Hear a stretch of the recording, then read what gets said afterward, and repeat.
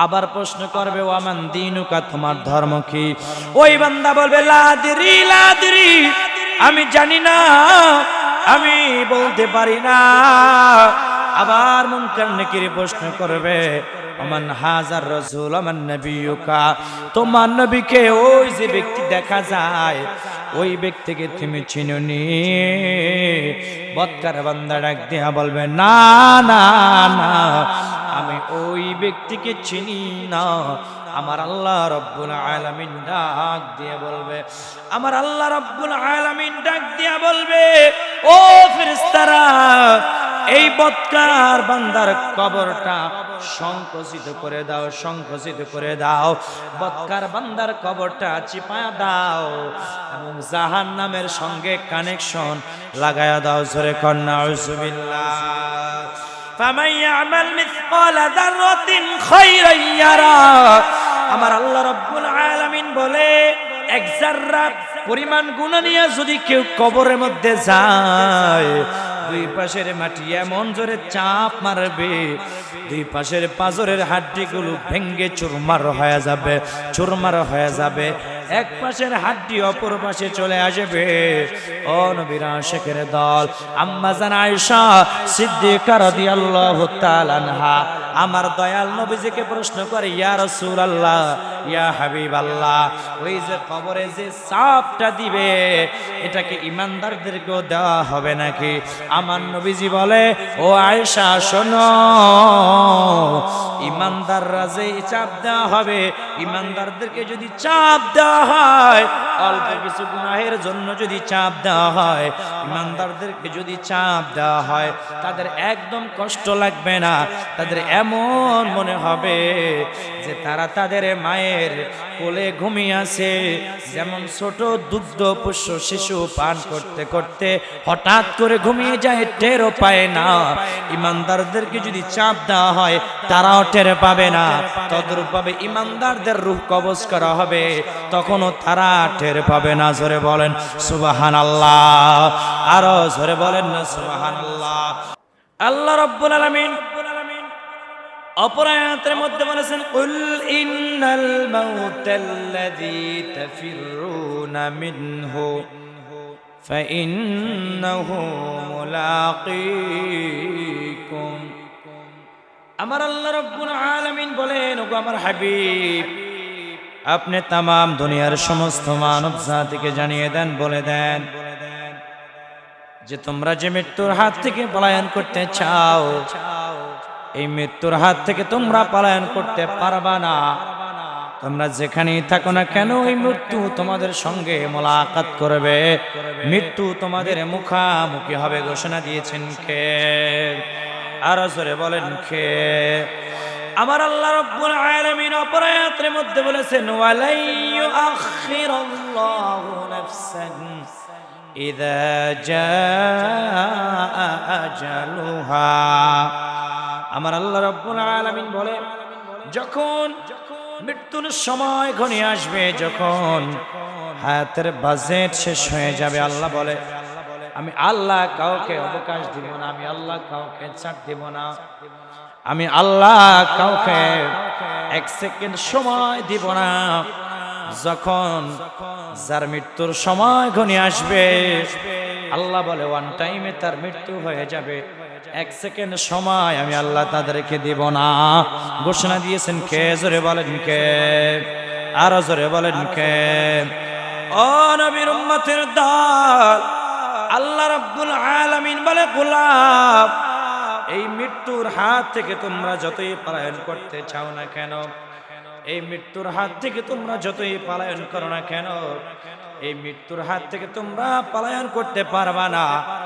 যখনই তোমাদের মৃত্যুর সময় ঘনিয়ে আসবে, আজরাইল আলাইহিস সালাতু ওয়াস সালাম মালাকুল মউত নামের ফেরেশতা এসে তোমাদের সামনে দাঁড়ায় যাবে তোমাদের রূহ কবজ করার জন্য। জোরে বলেন ঠিক কিনা?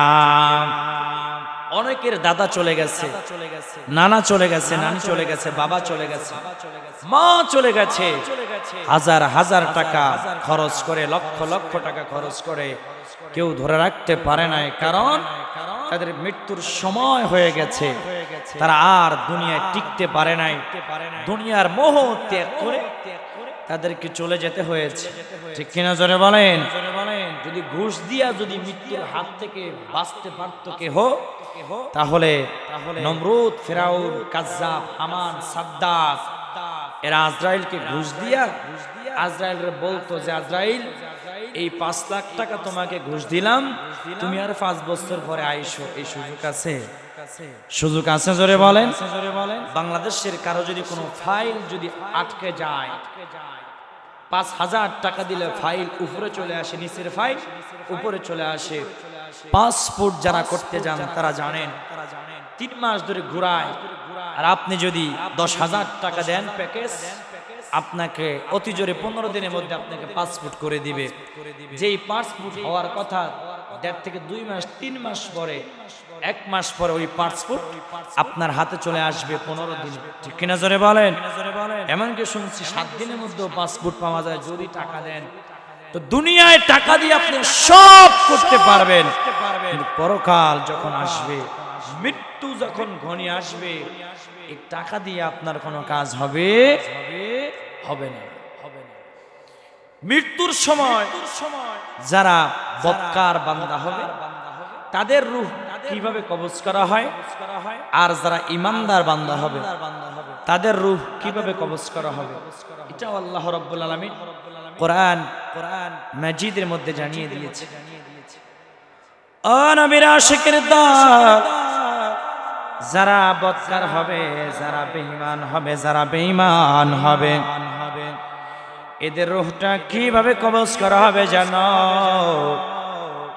70টা জীবিত ছাগল বা বকরিকে যদি উপর করে পাগুলো বেঁধে দিয়া চামড়া ছিলাইয়া যদি লবণ মরিচ ছিটিয়ে দেওয়া হয়, যেমনি কষ্ট দিয়ে তাদের রূহ, তাদেরকে যেভাবে কষ্ট দেওয়া হয় তারা যেরকম কষ্ট পাবে, তদ্রূপ ভাবে যারা বেঈমান হবে, যারা বদকার হবে, এদের রূহগুলো ওইভাবে কষ্ট দিয়ে তাদের জানটা বের করে নেওয়া হবে। জোরে কান নাউযুবিল্লাহ, আরো জোরে বলেন না নাউযুবিল্লাহ।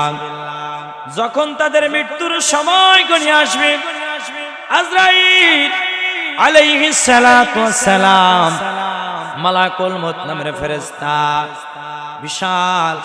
বিশাল দানবের মতন চেহারা নিয়া, এমন বিশাল পাটনের মতন শরীর লইয়া, এক হাত থাকবে মাগরিবে, আর এক হাত থাকবে মাশরিকে, মাথা থাকবে আসমানে, পা দুইটা থাকবে জমিনে, দুর্গন্ধযুক্ত শরীর লইয়া ওই বদকার বান্দার সামনে এসে দাঁড়ায়া যাবে, আর ডাক দিয়ে বলবে, ইয়া আইয়ুহান নাফসুল খাবিসা, এ পাপাত্তা, তুমি বের হয়ে আসো, বের হয়ে আসো, বের হয়ে আসো। ওই পাপাত্তা বের হতে চাইবে না, পাপাত্তা দৌড়াদৌড়ি শুরু করে দিবে, দৌড়াদৌড়ি শুরু করে দিবে। পাপাত্তা কোন রকমই বের হতে চাইবে না। যখন বের হতে চাইবে না, এমন জোরে তার রূহটা কবজ করে নেওয়া হবে। পুরা শরীরের রগ থেকে, জয়েন থেকে ছিঁড়ে ছিঁড়ে কষ্ট দিয়ে তাদের রূহটা কবজ করে আজরাইল আলাইহিস সালাতু ওয়াস সালাম বের করে নিয়ে আসবে। জোরে কন্না নাউযুবিল্লাহ।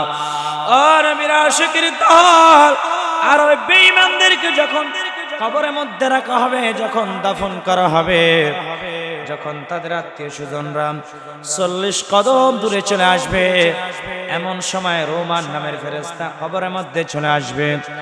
রোমান নামের ফেরেশতা কবরের মধ্যে এসে তাকে প্রশ্ন করবে, তোমার যতগুলো আমল আছে, যতগুলো বদ আমল আছে, সবগুলো তুমি লিখে দাও। রোমান নামের ফেরেশতাকে ওই বদকার বান্দা ডাক দিয়ে বলবে, ও আল্লাহর ফেরেশতা, আমার কাছে তো কোনো কাগজ নাই, আমার কাছে তো কলম নাই, আমার কাছে তো কোনো কালি নাই। রোমান নামের ফেরেশতা ওই কাপড়ের এক টুকরা কাপড় টান দিয়ে তার হাতে দিয়ে দিবে, আর বলবে, এই কাপড়ের টুকরার মধ্যে তুমি তোমার সব আমলগুলো লিখে দাও। আর ওই বদকার বান্দা তখন বলবে, ও ফেরেশতা,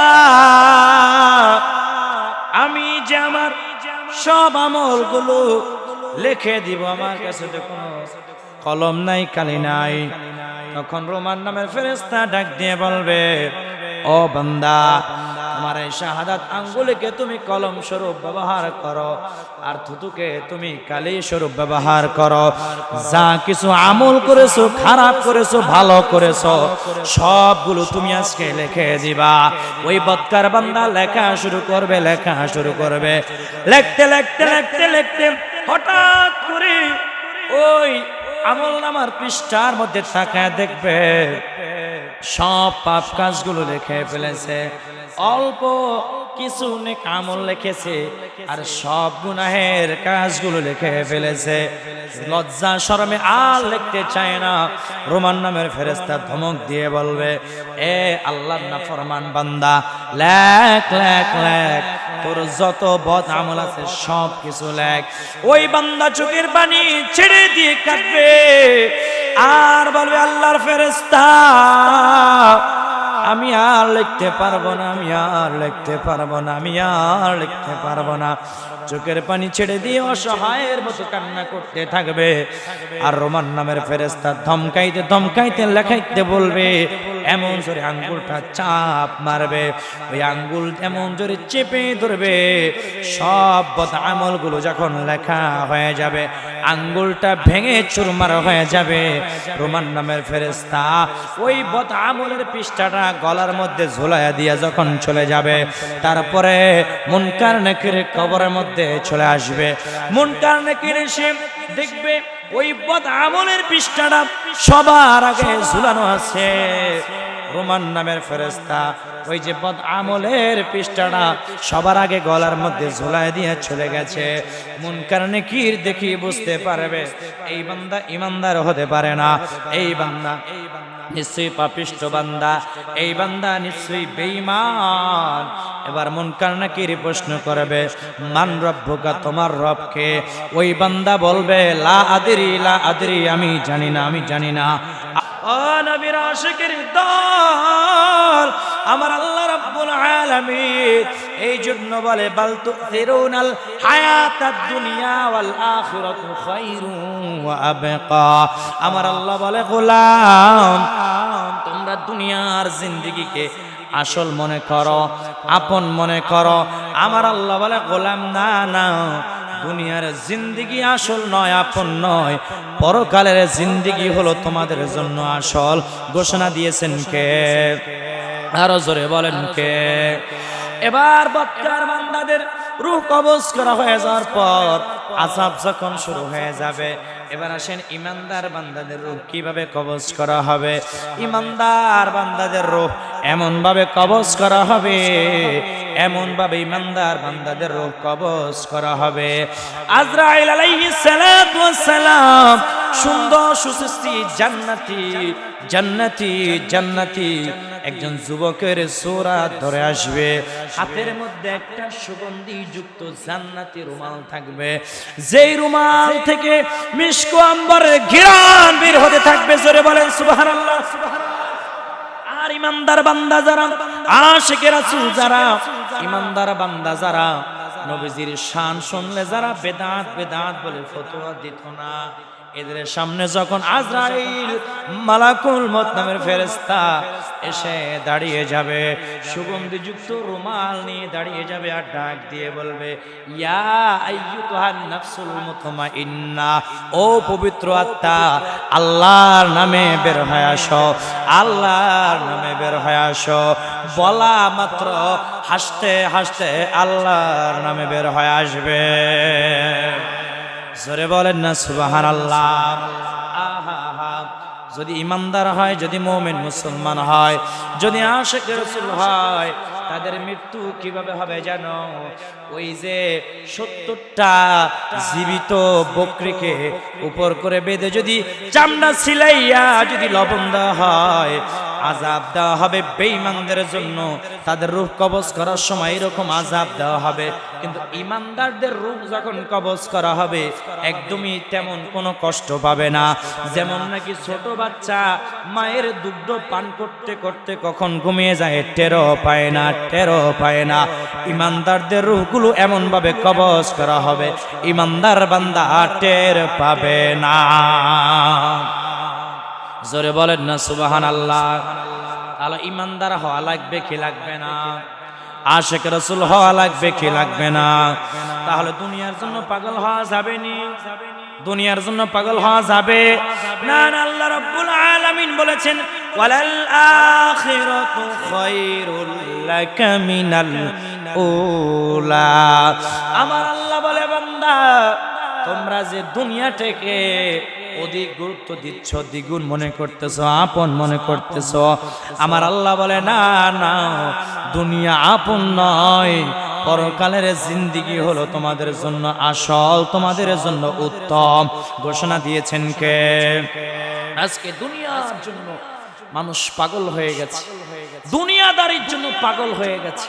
কিভাবে টাকা ইনকাম করবে, কিভাবে মানুষকে ঠকাবে, কিভাবে নিজে কোটিপতি হবে, এই চিন্তায় মানুষগুলো বিভোর হয়ে গেছে।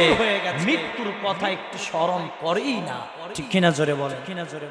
একদিন যে দুনিয়া ছেড়ে চলে যেতে হবে এই কথা মুসলমান ভুলে গিয়েছে। পরকালের জিন্দেগি যে ভয়ঙ্কর জীবন, পরকালে যে একটা ভয়ঙ্কর জীবন রয়েছে, একটা পরকালে যে কষ্ট রয়েছে, আমল নিয়ে যদি কবরে যাইতে না পারে, কবরের মধ্যে যে আযাবের সম্মুখীন হয়ে যাবে, আজ মুসলমান ভুলে গেছে। যার কারণে মুসলমান দুনিয়ার মোহে পড়ে গিয়েছে। দুনিয়াটাকেই মুসলমান আপন মনে করে। মানুষ দুনিয়ার গুরুত্ব, দুনিয়ার রং তামাশা নিয়ে মজে আছে, কিন্তু পরকালের জিন্দেগি একটু ভাবে না, মৃত্যুর কথা একটু স্মরণ করে না। জোরে বলেন ঠিক কিনা? আমি সবসময় একটা কথা বলি, মানুষ একবার যদি ভাবে, একবার যদি চিন্তা করে, যাহারে আমার যদি আজকে মৃত্যু হয়ে যায়, এই মসজিদ থেকে যে আপনি বের হতে পারবেন কোনো গ্যারান্টি আছে? কোনো গ্যারান্টি আছে? আপনি নামাজে সিজদারত অবস্থায় দুনিয়া থেকে বিদায় নিয়ে চলে যেতে পারেন। আপনি মসজিদ থেকে বের হতে হতে আপনি দুনিয়া থেকে বিদায় নিয়ে চলে যেতে পারেন।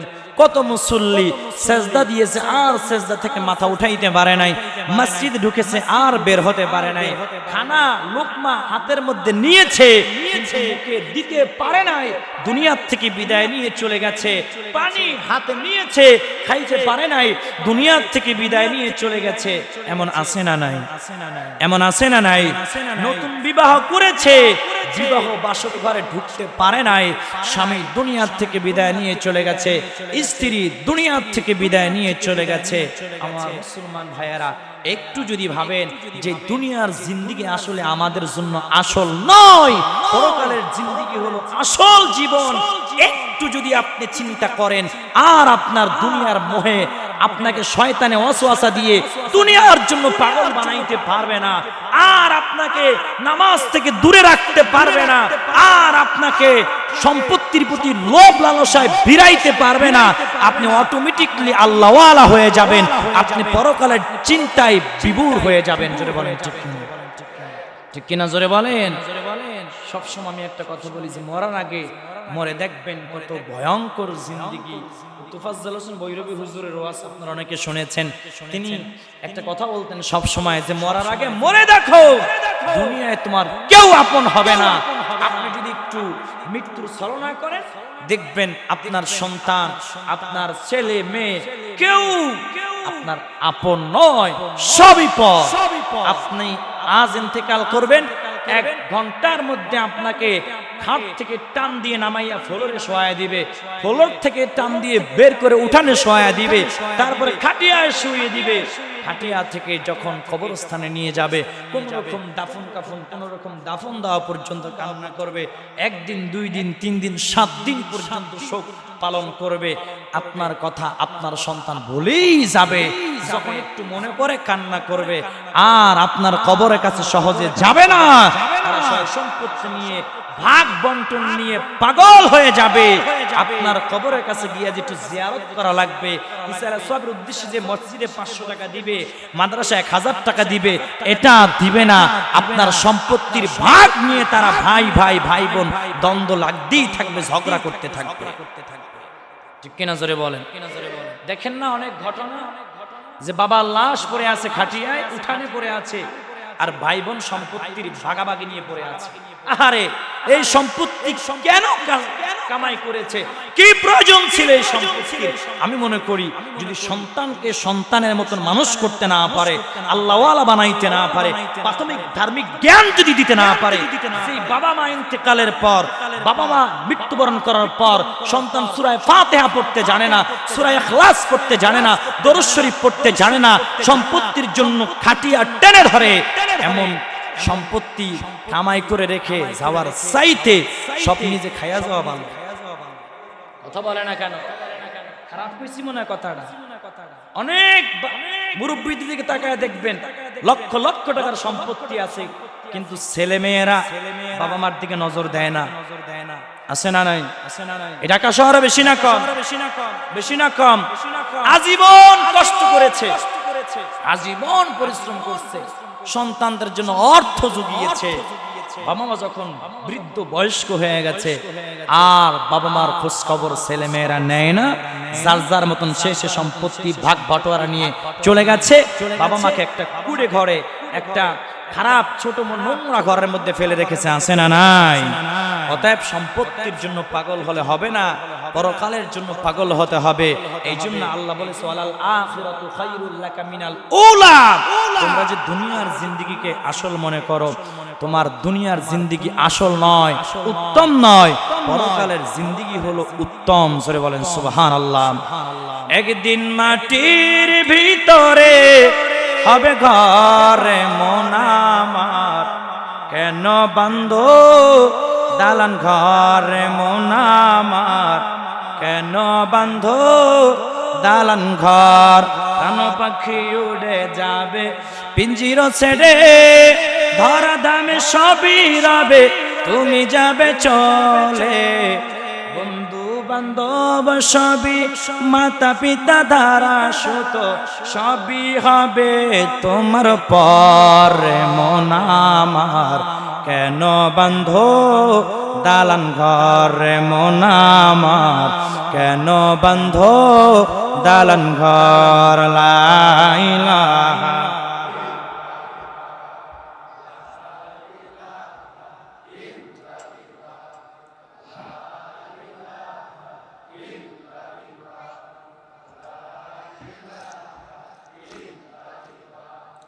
লা ইলাহা ইল্লাল্লাহ। জোরে জোরে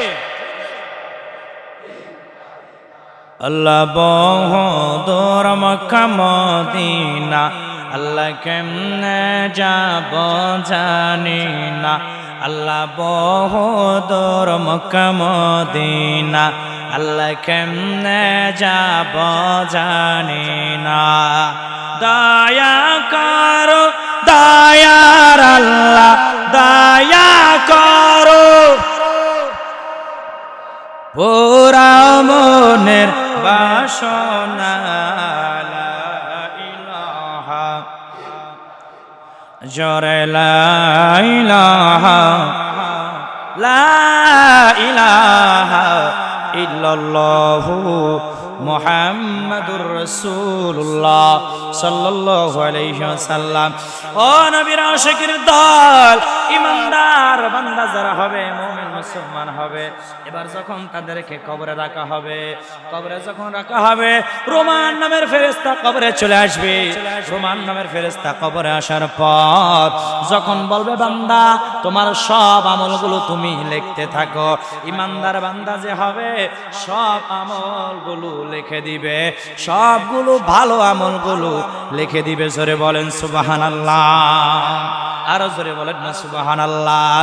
রোমান নামের ফেরেশতা তাকায় দেখবে বেশিরভাগ ভালো আমল লেখা হয়েছে, খারাপ আমল খুবই কম দেখা যায়, বদ আমলের সংখ্যা মোটে দেখাই যায় না।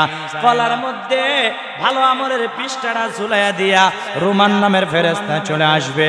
মুনকার নেকির বাদ কবরের মধ্যে যখন যাবে, মুনকার নেকির যায় দেখবে, প্রথমেই দেখবে নেক আমলের পৃষ্ঠাটা গলার মধ্যে ঝুলানো আছে। যদি বলেন সুবহানাল্লাহ। এবার মুনকার নাকির প্রশ্ন করবে মান রব্বুকা, তোমার রব কে? ইমানদার বান্দা আশিকে রাসূল বান্দা জবাব দিবে আমার রব রব্বি আল্লাহ, আমার রব হলো আল্লাহ। জোরে বলেন সুবহানাল্লাহ। আল্লাহ আমার রব, এ রবি আমার সব। ইসলাম আমার ধর্ম হলো ইসলাম। ইসলাম ইন্নাদ দীনা ইনদাল্লাহিল ইসলাম। জোরে বলেন সুবহানাল্লাহ। ইমানদার বান্দা বলবে আমার ধর্ম হলো ইসলাম। এবার তৃতীয় প্রশ্ন করবে মান হাজার রাসূল, ওই যে ব্যক্তি দেখা যায় চিনুনি। ইমানদার বান্দা চোখের পানি ছেড়ে দিয়ে কাঁদছে আর বলবে কেন চিনব না, ওই দয়াল নবীজির জন্য দুনিয়ায় থাকতে আমি পাগল ছিলাম, আমি নবীজির প্রেমে পাগল হয়ে গিয়েছিলাম। দুনিয়ার কেউ নয়, আমার দয়াল নবীজি সাল্লাল্লাহু আলাইহি ওয়াসাল্লাম। আমি নবীজির পাগল, আমি মদিনার পাগল, আমি নবীজির পাগল। মদিনার ওই দুলি বালি মোর, মদিনার ওই দুলি বালি মোর নয়নের কাজল, আমি নবীজির পাগল, আমি নবীজির পাগল, আমি মদিনার পাগল। জোরে বলেন সুবহানাল্লাহ। আমার আল্লাহ ডাক দিয়া বলবে ও ফেরেশতারা রে, আমার নেককার বান্দার উপর আমি আল্লাহ খুশি হয়ে গেলাম, আমার নেককার বান্দার কবরটা প্রশস্ত করে দাও, আর আমার নেককার বান্দার কবরের সঙ্গে জান্নাতের কানেকশন লাগায়া দাও। জোরে বলেন না সুবহানাল্লাহ। ওয়াবাশশিরিল্লাযীনা আমানু ওয়া আমিলুস সালিহাতি আন্না লাহুম জান্নাতুন তাজরি মিন তাহতিহাল আনহার। আমার আল্লাহ বলবে, আমার আল্লাহ বলে যারা আমি আল্লাহর উপর ঈমান আনবে, আমলে সালেহ করবে, আমি আল্লাহ তাদেরকে এত সুন্দর জান্নাত দিব, এত সুন্দর জান্নাত, যেই জান্নাতের নিচ দিয়া নহর সমূহ প্রবাহমান থাকবে। জোরে বলেন না সুবহানাল্লাহ। আমার দয়াল নবীজি বলে আল কবরু রাউযাতুম মিন রিয়াজিল জান্নাহ আল হুফারাতুম মিন হুফারিন নার। আমার নবীজি বলে, আমার নবীজি বলে কবরটা কারো জন্য জান্নাতের বাগান হয়ে যাবে, আর কারো জন্য জাহান্নামের গর্ত হয়ে যাবে। যাদের জন্য জান্নাতের বাগান তারা সুখে থাকবে, আরামে থাকবে, আর যাদের জন্য জাহান্নামের গর্ত হয়ে যাবে তারা কষ্টের মধ্যে পড়ে যাবে। যাদের জন্য জান্নাতের বাগান হয়ে যাবে তাদের কোনো কষ্ট নাই, আর যাদের জন্য জাহান্নামের গর্ত হয়ে যাবে, বড় বড় সাপ, 70টা সাপ কবরের মধ্যে ছেড়ে দেওয়া হবে, এক একটা সবল মারবে, এত বেশি বিষ, এত বেশি বিষ। দুনিয়ার দিকে একটু মুখ করে যদি একটু নিঃশ্বাস ফেলতো ওই সাপগুলো, দুনিয়ার সব প্রাণী জগৎগুলো দুনিয়ার থেকে বিদায় নিয়ে চলে যাইতো, এত বেশি বিষ। একটা সবল যখন মারবে 70 গজ মাটির নিচে চলে যাবে, আর আল্লাহ আল্লাহ বলে চিৎকার মারবে। আমার আল্লাহ রব্বুল আলামিন ওই সমস্ত বেঈমানদের চিৎকারের আওয়াজে কোনো জবাব দিবে না। জোরে নাউজুবিল্লাহ। ও নবীর আশিকের দল, এই কবর প্রতিদিন ডেকে ডেকে বলো ও আদম সন্তান, আমি অন্ধকার কবর, আমি সাপ বিচ্ছুর ঘর, আমার মধ্যে যদি নেক আমল নিয়ে আসো শান্তিতে থাকতে পারবা, আর যদি নেক আমল নিয়ে আসতে না পারো শান্তিতে থাকতে পারবা না, কষ্টের মধ্যে পড়ে যাইবা, কষ্টের মধ্যে পড়ে যাইবা। ও নবীর আশিকের দল, এই দুনিয়ার জিন্দেগিতে যেহেতু আমরা আছি, যতদিন বাঁচবো নেক আমল করে যাব, নেক আমল করে যাব, নেক আমল করে যাব, তাহলেই পরকালে শান্তিতে থাকতে পারবো। আর যদি নেক আমল করে যাইতে না পারি, পরকালে আমরা কষ্টের মধ্যে পড়ে যাব। জোরে কোন ঠিক না? আরো জোরে বলেন ঠিক না বে ঠিক? কাল কিয়ামতের ময়দানে আল্লাহ রব্বুল আলামিন যখন কিয়ামত কায়েম করে ফেলবে, আল্লাহ ডাক দিবে লিমানুল মুলকুল ইয়াউম, লিমানিল মুলকুল ইয়াউমা লিল্লাহিল ওয়াহিদিল কাহ্হার। আমার আল্লাহ ডাক দিবে আজকে কে আছো রাজা বাদশা, আমি আল্লাহর সামনে মাথা উঁচু করে দাঁড়াও। আল্লাহর সামনে কেউ মাথা উঁচু করতে পারবে না। আল্লাহ ডাক দিবে আইনাল মুলুক, আইনাল জাব্বারুন, আইনাল মুতাকাব্বিরুন। কে আছো সম্পদশালীরা, আমি আল্লাহর সামনে দাঁড়াও। কে আছো ক্ষমতাধর, আমি আল্লাহর সামনে দাঁড়াও। কে আছো অহংকারী, আমি আল্লাহর সামনে দাঁড়াও। আল্লাহর সামনে কাল কিয়ামতের ময়দানে কেউ মাথা উঁচু করে দাঁড়াইতে পারবে না। জোরে কোন ঠিক কিনা? আমার আল্লাহ রব্বুল আলামিন যখন কিয়ামত কায়েম করে ফেলবে, আল্লাহ ডাক দিবে, ইয়া আইয়ুহাল মুজরিমুন, এ মুজরিমের দল, এ জালেমের দল, আলাদা হয়ে যা, ভাগ হয়ে যা, ভাগ হয়ে যা। মুজরিমের দল আলাদা হতে চাইবে না, এমন জোরে দৌড় মারবে জাহান্নামীরা, পাপিষ্ঠরা এমন ভাবে দৌড় মারবে, আমার আল্লাহ ডাক দিয়া বলবে, খুজু ফাগুল্লু, ও ফেরেশতারা, ও ফেরেশতারা, ধর ওরে, ধর ওরে, শিকল বন্দি কর, ও শিকল বন্দি কর, ও শিকল্লাযিনা কাফারু ইলা জাহান্নামা যুমারা, ওদেরকে হাঁকায়া হাঁকায়া তাড়ায়া তাড়ায়া নিয়া জাহান্নামের মধ্যে নিক্ষেপ করে দাও। যারা বেঈমান হবে, যারা দুশমন রাসূল হবে, নবীজির শানে আলোচনা শুনলি কয় বিদআত আছে না নাই? আহা, বিদআত ডিফু, ঠিক না বে ঠিক? এত বিদআত ডিফু করতে নাইছে। এই যে পাঙ্কা ছাইরা বইছেন, এটাও তো বিদআত, কথা বলছেন না, কথা বলছেন। এই যে টাইসালা মসজিদে বইছেন, এটাও তো বিদআত, কথা বলে না কেন? কথা বলে না কেন? যদি বিদআত হয়, নবীর যুগে কয় জান নাই তাহাম করলে বিদআত। এই যে মাইকে ওয়াজ করে, এটাও তো বিদআত, ঠিক না বে ঠিক? এই যে ভিডিও হয়, এটাও বিদআত, ফ্যান চলে, এটাও বিদআত। বিদআতের ফতোয়া দিয়েন না, বিদআতের ফতোয়া দিলে স্যাপ নিজের গায়ে পড়বে, ঠিক না বে ঠিক? বিদআত দুই প্রকার, বিদআতে হাসানা, বিদআতে সাইয়্যা। বিদআতে হাসানার উপরে আমল করা জায়েজ, অতএব সব জায়গায় বিদআতের ফতোয়া চলে না। নবীজির শান মান আজমতের আলোচনায় যারা বিদআতের ফতোয়া টানে, খোদার কসম, ওই সমস্ত জাহান্নামের কীটগুলো কালকে এদেরকে ওয়াসিকাল্লাযিনা কাফারু ইলা জাহান্নামা যুমারা, ফেরেশতারা তাড়িয়ে তাড়িয়ে হাঁকিয়ে জাহান্নামের মধ্যে নিক্ষেপ করবে, ঠিক কিনা বে ঠিক? সব জায়গায় বিদআতের ফতোয়া দাঁড়া করা যাবে, মরার সময় চেহারাটা হুয়ার মতো হয়ে যাবে। যারা দুশমনের রাসূল, নবীজির শানের আলোচনা শুনলে বিদআতি বিদআতি বলে, ওকে মরার সময় চেহারা কুত্তার মতো হয়ে যাবে, ঠিক কিনা? জোরে বলে, ঠিক কিনা? জোরে প্রমাণ দেখবেন। যারাই বলেছে মিলাদুন নবী তাবারক গু, যারা বলেছে, যারাই বলেছে মাজারগুলো ভেঙে লাথি মেরে ভেঙে গুড়িয়ে দাও, ওদের মরার সময় পাগুলো প্যারালাইজ হয়ে গেছে। শুধু তাই না, চেহারা হুয়ার মতো। প্রমাণ আছে না? না ওলিদের মাজার লাথি মেরে ভাঙার ক্ষমতা কারো নাই। ওলিরা যদি না আসতো, এই বাংলার জমিনে আপনি টুপি চিনতেন না, দাড়ি চিনতেন না, পাঞ্জাবি চিনতেন না, ঠিক কিনা বেটি? ঠিক কিনা? ওলিদের বিরুদ্ধে আপনি কথা বলেন, কথা বলেন, মৃত্যুকে ভয় পান, খালি মরেন। ফেরেশতারা যে কি ফিডান্ডা ফিডাইবো, ওই যে কইছিলাম গালে সাফাড়ি ভেঙে লাইবো, ঠিক কিনা? জোরে কোন? অতএব আমরা বন্ধদের বিরুদ্ধে, ঠিক না? যারা মাজারের নামে নাচাগানা করে, জাকানাকা করে, আছে না? না নারী পুরুষ মিল্লা কি যে একটা ফিটিং, আরে মর খালি মাজারের নামে ব্যবসা করছো, নাচানাচি করছো, ফিডান একদম একটা নামায় পড়বে না, ঠিক কিনা? জোরে বলেন। যেমন বন্ডগুলার ফিরাইবো, তেমনি যারা বলছে মাজার লাথি মেরে ভেঙে গুড়িয়ে দাও, আগো ঠ্যাংটা ভেঙে লাইবো, ঠিক কিনা বেঠে? কিনা বেঠে? মাজারে যিনি শুয়ে আছে তার দোষ নয়, মাজার নামে যারা যারা ভণ্ডামি করে তাদেরকে আপনি ভণ্ড বলেন। আপনি কোন সাহসে মাজার লাথি মেরে ভেঙে গুড়িয়ে দিতে বলেন? আপনাকে আল্লাহকে ভয় করেন না, মৃত্যুকে ভয় করেন? ওলিদেরকে মানতে হবে, ওলিরা সত্য। আল্লাহ ওলিদের সম্পর্কে কোরআনের মধ্যে আয়াত নাযিল করেছে, ঠিক কিনা বে ঠিক? লা ইন্না আউলিয়া আল্লাহি লা খাউফুন আলাইহিম ওয়া লা হুম ইয়াহজানুন। আল্লাহ বলে ওলিদের কোনো ভয় নাই, কোনো চিন্তা নাই। জোরে বলেন সুবহানাল্লাহ। রাগ করছেন আপনারা? শেষের দিকে গরম না দিলে আমার ভালো লাগে না। এটা আমার ভাবি, এটা আলাদা স্টাইল, এটা ইশকে রাসূলের মহব্বত, ওলিদের ভালোবাসা যাদের অন্তরে আছে, এরা শেষে একটু সাড়া দেওয়া লাগে। যাই হোক, আল্লাহ রাব্বুল আলামিন আমাদের সবাইকে কবুল করুক, আমিন।